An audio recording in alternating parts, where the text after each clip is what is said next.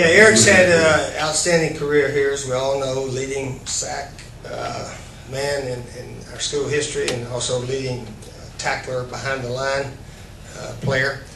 So Eric's had a wonderful year. So's Nate Pepper. Nate, I think, is going to be the first player to go to 4 bowl games.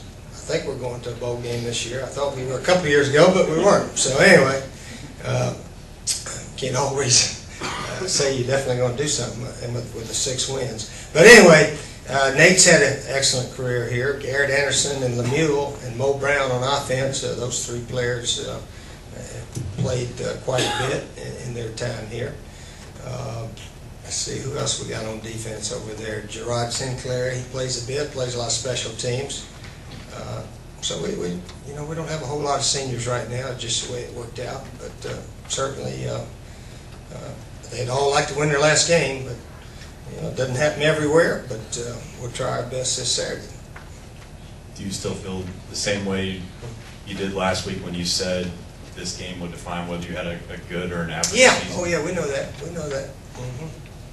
Do you think, you talked about pressure with this team, that you don't feel pressure? Yeah, we shouldn't feel pressure on our guys. We're just, you always try to play the best you can, and that's what we need to focus on. Individual play, one play at a time. Keep going. Coach, back to the seniors. Go play to win the game. Don't just sit around and hope to win the game. Coach, back to the seniors. What has Mo Brown meant to this program, and talk about his production level on the field, not just his leadership?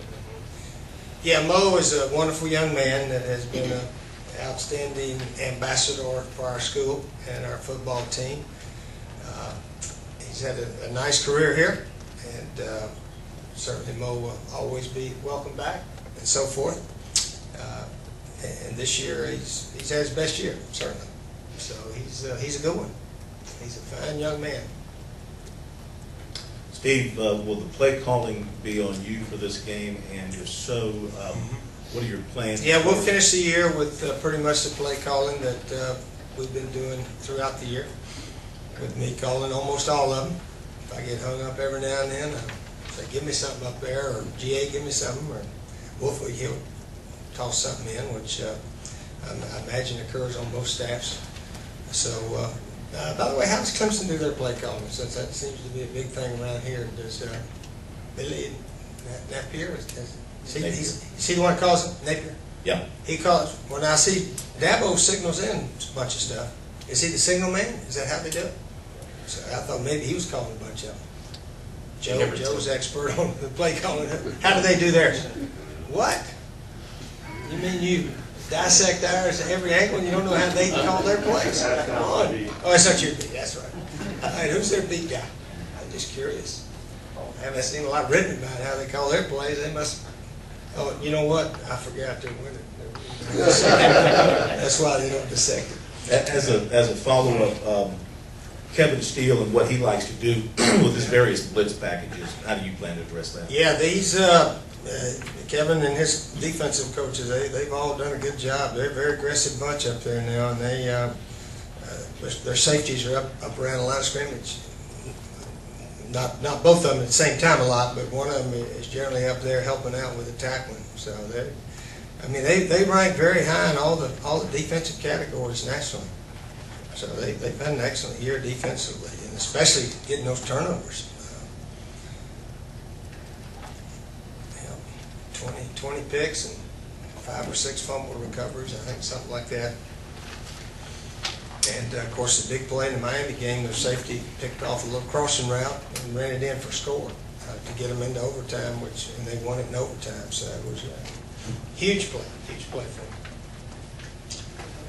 How many defensive scores have they had? Do y'all? Anybody know that? I'm not up to date, but they've probably had several.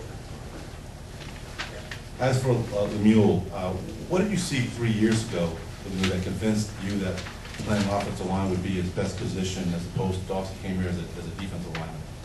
And how has he done as an offensive lineman? He's done pretty well. Yeah, he's done pretty well. He started pretty much all the way the last couple of years. We just needed offensive linemen, and they had a few extra on defense. That's why we moved him over.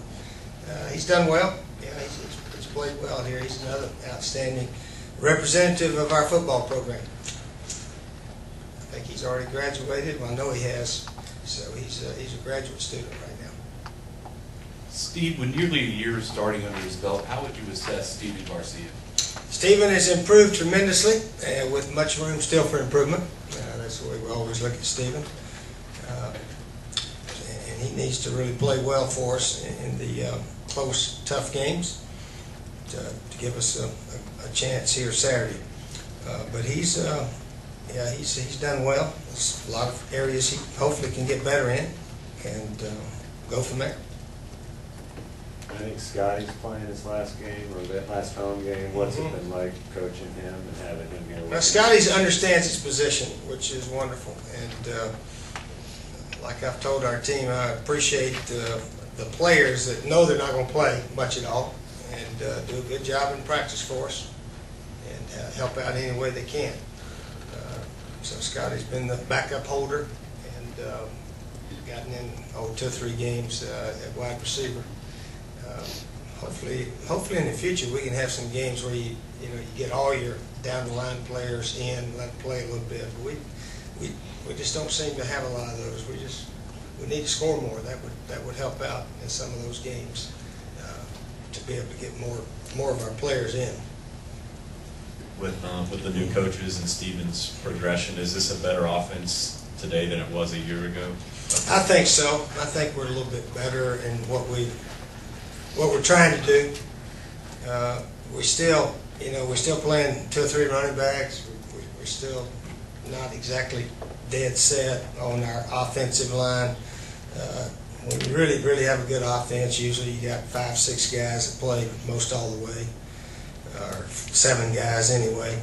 And you have your top tailback that he's your guy, and you just keep giving it to him every chance you get, just about. So we're not where we hope to be someday, real soon. So, Coach, what do rivalry games mean to you personally? Rivalry games mean to me personally. Well, obviously in high school we had a big rival, Kingsport. That was a team we wanted to beat more than anybody, I guess. And the fans, it's very important to the fans. As coaches, you try to approach all of them pretty much the same. It's the biggest game of your life that week, and then when it's over with, then the next game becomes the biggest. But the rivalry game is the one that fans, most people talk about. I think in the past it used to be bigger because there wasn't a bowl game, but now with a bowl game, after your rivalry game, it becomes very important too.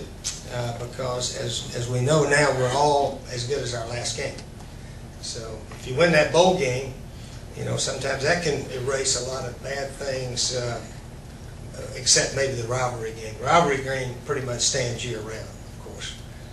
But your bowl game can help, either put you in the doghouse or make it a little more pleasant off season.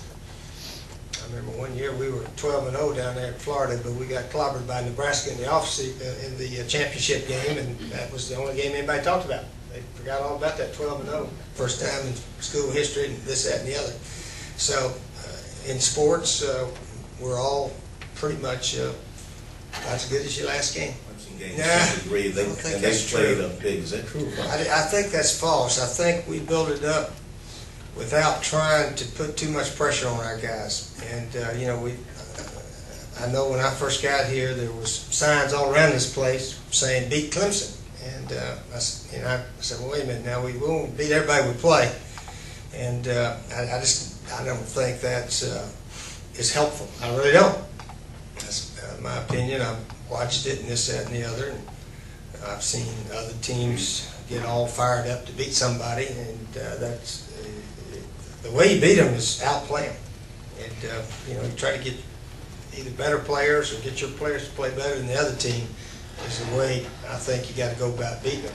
Sometimes the fans don't think we dislike them enough. We don't hate them enough, and this, that, and the other. But it's how you play the game that determines the winner.